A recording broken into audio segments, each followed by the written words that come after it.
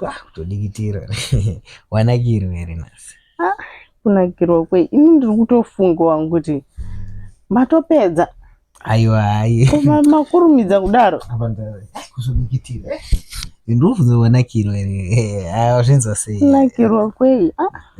Ini ndati ndikutongofunga wangu kuti matopedza here makurumidza manyanya kukurumidza. Aiwa kupedza handa handa kurumidza awati zvozongononokirwa mazuva ese here pambayo unomboti kurumidze azonyanya kukurumidza kwacho aya asi wanakirwa here zvazvakamira sei?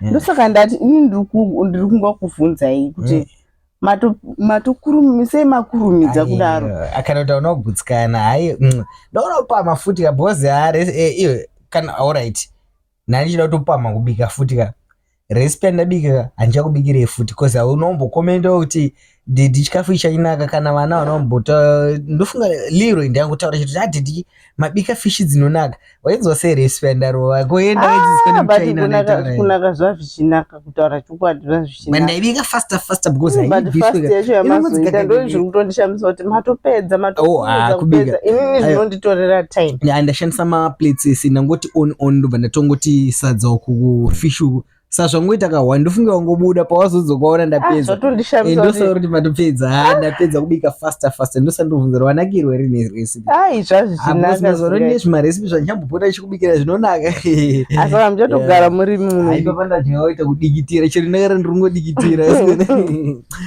muchatongobika every time indakutogara zvangu ndakaichitongobva kubasa ndichabike because ndabvunza zvazvinaka here unotaura aiwa ndataurawo kuti zvazvichinaka